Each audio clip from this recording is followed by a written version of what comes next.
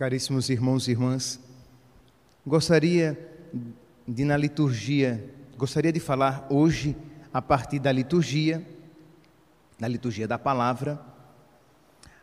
Gostaria de falar a respeito da obediência a Deus e da misericórdia.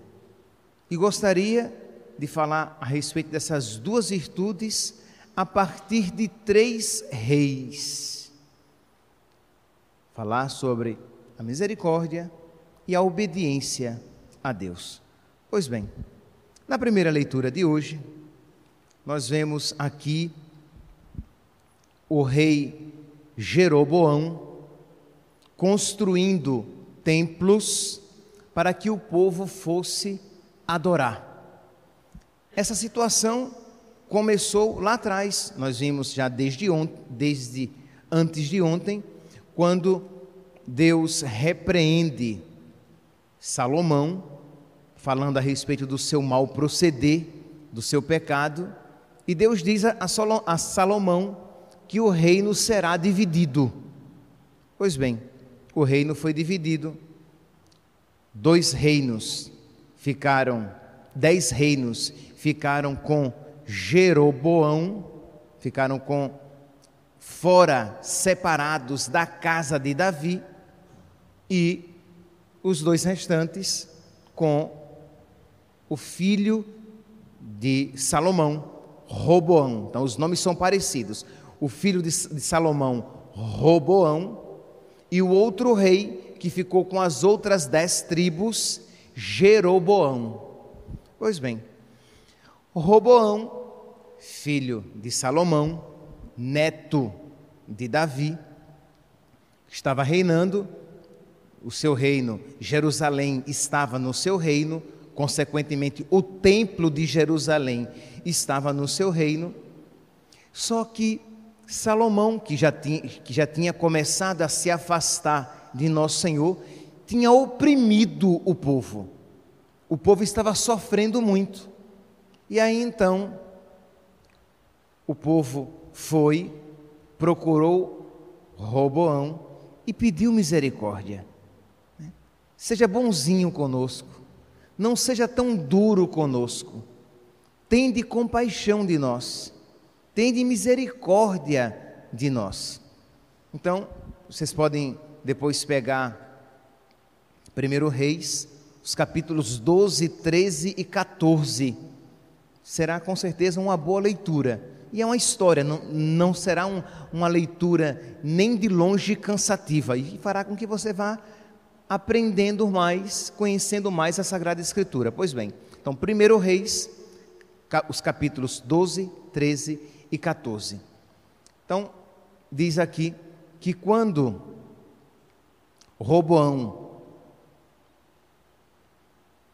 assumiu o trono, o povo veio e disse: teu pai nos impôs pesado jugo, agora alivia a dura servidão que teu pai nos submeteu, e o pesado jugo que nos impôs, e nós te serviremos. O reino ainda não tinha sido dividido, então o povo veio e disse: olha, tem muita gente insatisfeita, sê mais misericordioso e não haverá divisão, vai todo mundo servir-te como rei, como nosso rei. Então Roboão diz: eu vou então pedir conselho aos mais velhos, aos meus conselheiros. Vai, e os conselheiros disseram: olha, eles estão insatisfeitos, o que você fizer, se entrardes, versículo 7, se hoje entrar, os conselheiros do rei estão dizendo isso a ele: se hoje entrardes em acordo com esse povo, colocando-te ao seu serviço, e lhes responderem com boas palavras, eles serão servos por toda a tua vida. Aí os idosos, os conselheiros, os mais velhos, aconselharam o rei: olha, se você for generoso e tiver palavras boas, esse povo, o reino não será dividido, e esse povo vai te servir por toda a vida. E o que é, então, que Roboão faz? Roboão diz: então tá bom, venham daqui a 3 dias e eu vou decidir. 3 dias depois o povo voltou e Roboão disse: se meu pai era ruim, eu vou ser pior, porque o meu dedo mínimo é mais grosso do que a cintura dele. Se ele bateu em vocês com chicote, eu vou bater com escorpião. Veja que maldade, que falta de senso, que falta de misericórdia. E aí, é claro, meus santos, o reino se dividiu. As 10 tribos ficaram com Jeroboão e as outras 2 ficaram com ele. Mas aí, aquele outro rei, Jeroboão, que sem querer que o povo retornasse para Jerusalém, porque Jerusalém continuava lá com o rei anterior, com a casa de Davi, o outro rei começou a construir, em desobediência a Deus, outros templos, colocando bezerros para serem adorados, e constituiu outros sacerdotes, porque os sacerdotes vinham da casa de Levi. Mas o rei, o novo rei, começou a, por conta própria, embora tenha sido advertido a isso não fazer, desobedeceu a Deus e começou a ele mesmo constituir sacerdotes. Então, diz aqui a leitura de hoje, quem queria podia ser sacerdote, porque o rei mesmo os escolhia como tais. E diz a palavra que Deus se desgostou, vocês podem ver no capítulo 12, no versículo 30, isso incitou Israel ao pecado, pois uns iam a Betel, outros iam para Dan, onde o rei, o novo rei, tinha construído outros santuários. Ele instituiu também sacerdotes, pessoas do povo, que não pertenciam à tribo de Levi. E isso desgostou a Deus, e Jeroboão continuou nesta atitude até o final da sua vida. E nós podemos ler lá no 1 Reis, capítulo 13, versículo 33. Depois disso, Jeroboão não se converteu mais, endureceu o coração na desobediência a Deus. Roboão endureceu o coração na falta de misericórdia com o povo. O outro rei, Jeroboão, endureceu o coração na desobediência a Deus. E esse modo de agir levou a dinastia de Jeroboão ao pecado, motivando sua destruição e o seu extermínio da terra. Então eu falava aqui no início da homilia que eu falaria a respeito de 3 reis, que eu falaria a respeito da misericórdia e da obediência a Deus a partir de 3 reis. Eu falei de Roboão, eu falei de Jeroboão e agora nós falamos sobre Jesus Cristo.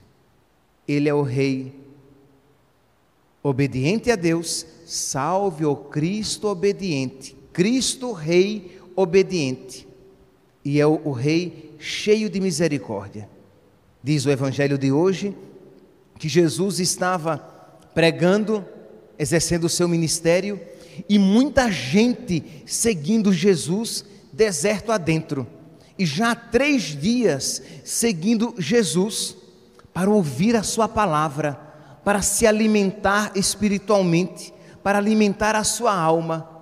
E vejam aqui, meus santos, a delicadeza espiritual, a delicadeza afetiva, a compaixão, a misericórdia de nosso Senhor. Ele olha para aquele povo e diz: eles não têm o que comer, eles me seguiram até tão longe, se eles voltarem, eles vão cair pelo caminho, vão morrer de fome.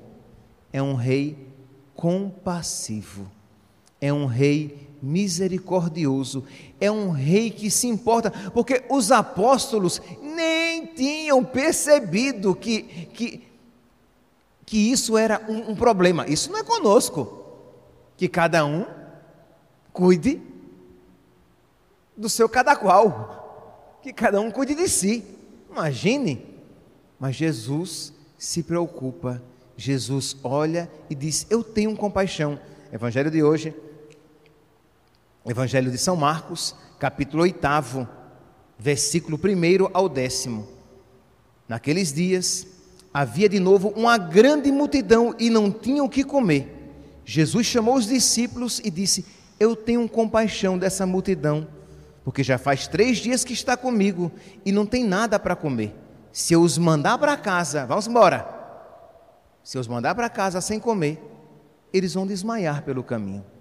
E os apóstolos disseram: olha, Senhor, mas nós não temos o que fazer, nós não temos nada. E Jesus então pergunta: o que vocês têm? E a partir dali, Jesus realiza o milagre e dá de comer a todos eles. Mas nós, meus irmãos, sabemos que este pão e este peixe multiplicados são sinal da Eucaristia, são um símbolo da Eucaristia. A Eucaristia é o verdadeiro alimento que nos impede a cair pelo caminho. A Eucaristia é o verdadeiro alimento que impede que nós desfaleçamos na nossa vida, que nós percamos as forças para continuar na nossa caminhada. A Eucaristia é o verdadeiro alimento, expressão da verdadeira misericórdia de nosso Senhor. Ele teve compaixão de nós e instituiu o sacramento do seu corpo e do seu sangue.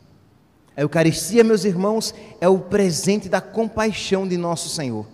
A Eucaristia, quando Jesus pensou em nós, quando Jesus pensou na nossa fraqueza, quando Jesus pensou de que barro somos feitos, Ele instituiu a Eucaristia para que nós tivéssemos forças para lutar contra o pecado e para amá-lo com todo o nosso coração.